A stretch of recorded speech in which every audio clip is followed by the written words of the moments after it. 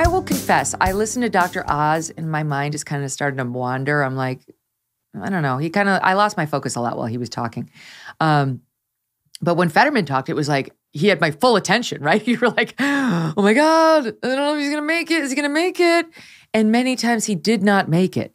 And while his campaign has been saying over and over, it's just an auditory processing issue. You know, like he needs to read captioning in order to understand. It's clearly so much more than that. He cannot speak. He can't put the right words in the right order. He mushes them together.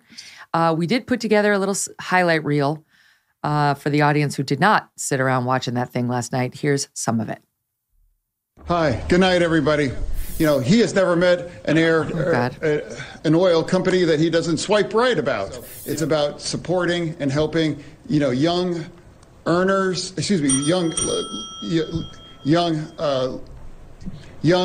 students to give them a break. I believe that supporting, I do support fracking, and I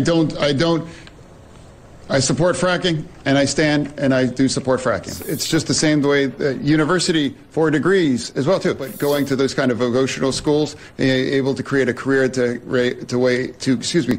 Wayne.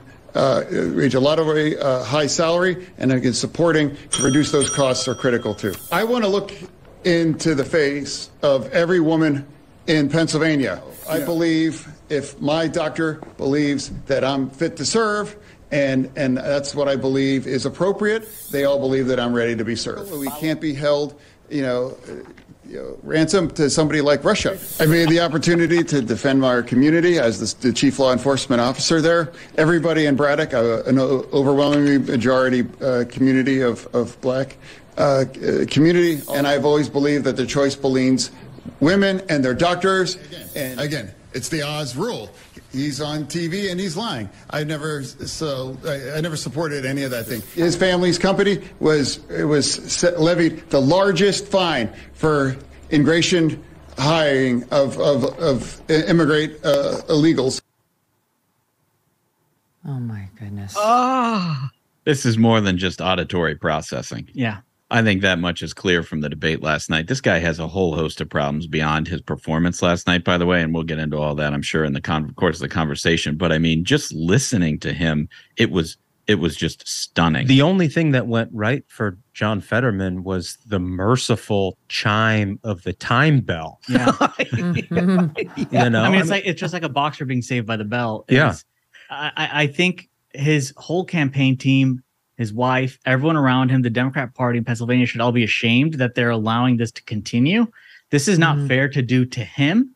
And I think that it's you're seeing them trying to have it both ways, where initially, and this is pre-Democrat primary, they told voters, oh, this is a small setback.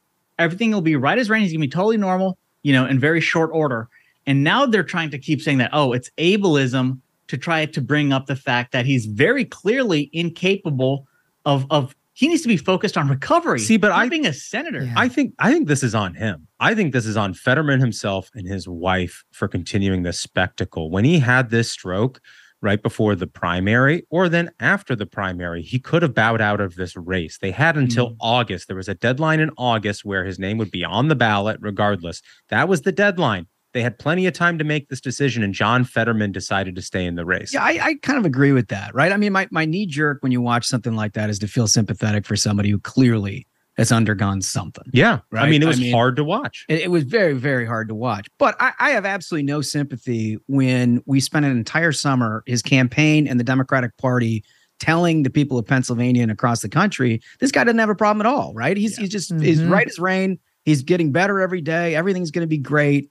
And clearly, by any objective standard, that ain't right. Yeah, it went beyond just his campaign in the Democratic Party. The mainstream media did everything they could to cover up this guy's actual condition to the point where they berated a normal reporter who was very fair in her assessment of the guy. She charitable, even. Very charitable. She saw something that was amiss, and she said what she saw. And then everybody in the mainstream media piled on. I think that's the thing is also the media should be held accountable for the dishonesty where when they attacked that reporter, numerous supposed journalists chimed in saying that I spoke with Fetterman a couple of weeks ago, and he was totally normal. Kara Swisher, Stephanie Ruhle. 100%. Kara Swisher went out there saying, he was 100%. He was fine. All these reporters, no, he's not. You lied. And you knew we were going to get a look at him. So how long did you think your lie could be sustained? It wasn't until the day of the debate that his advance team put out some statements saying, you might also hear words meshed together, and started to get us prepared for what the actual truth was, still somewhat understating it. But what did these reporters think? We were never going to get to hear him speak? That his campaign was going to wise up and pull him? Well, we see the truth now. We know Dasha Burns of NBC was, if anything, understating the problem. They knew what they were doing, and they did it for a very good reason, is because here we are now. It's been early voting for 3 or 4 weeks, and this is the first time voters have been able to get a look at exactly how dire his situation is, and journalists knew that. That's why they did it. That they berated this reporter for being like, he has some issues. Early voting was already underway, and they were all defending that he's in such a state. That's why they did it. They understood the vote was underway. They understood they had to keep him under wraps for as long as possible and get as many votes banked before this October 25th debate as they could. And now the jig is up. We've seen for ourselves that the guy is not all there. It is not just an auditory processing issue. It is not the fault of the caption, the person doing the captions. It is the fault of John Fetterman and those around him who weren't honest with us. And the moderators, the bell, actually, I felt uncomfortable with the bell. It was like, because again, I felt kind of bad for him. I mean, he's been lying to us, but still, just a human, you're like, oh God. And then he's like, just be getting rolling. And it's like, ding. You're like, oh God, I can't take any more. And then the debate moderators asked him specifically, for the love of God, will you release your medical records? The question was more important than ever. This is soundbite 3. Here's how it went. You release this note from your doctor saying you can work full duty in public office, but you have not released your detailed medical records. Will you pledge tonight to release those records? To me, for transparency is about showing up. I'm here today to have a debate. I have, speeches in front of 3,000 people in Montgomery County, all across Pennsylvania, big crowds. I believe if my doctor believes that I'm fit to serve, and that's what I believe is appropriate, they all believe that I'm ready to be served. Follow up, I didn't hear you say you would release your full medical records. Why not? You have 30 seconds. No, again, my Dr. L believes that I'm fit to be serving, and that's what I believe is where I'm standing.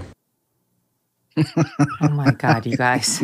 And I think that's also an interesting point to bring up, is that the media has treated this note from his doctor as if it's some sort of a medical document and not something signed by a donor to his campaign. Right. That's who signed off on that. Who happens to be a doctor. Someone who has donated to his campaign is saying, yeah, I think this guy should run.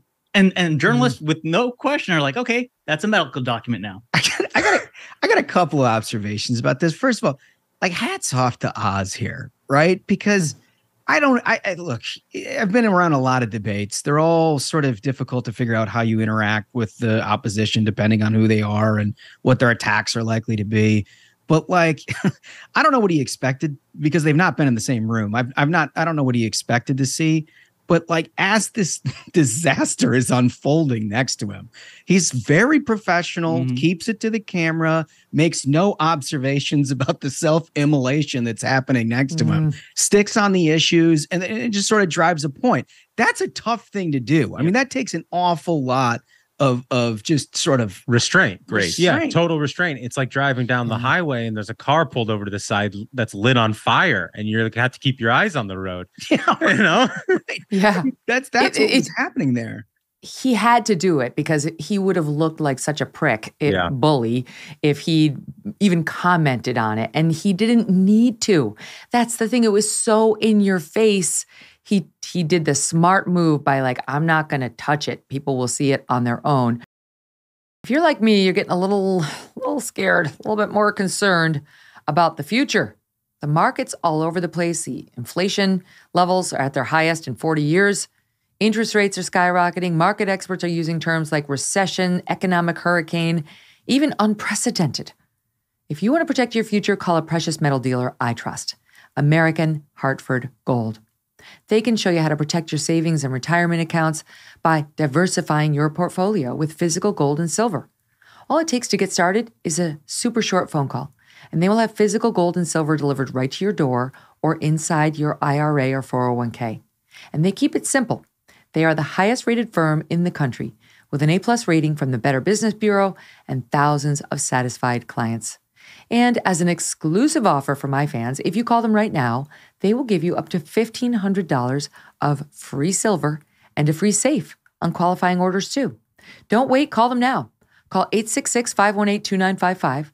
That's 866-518-2955 or text Megyn, MEGYN, to 65532. Again, that's 866-518-2955 or text Megyn to 65532.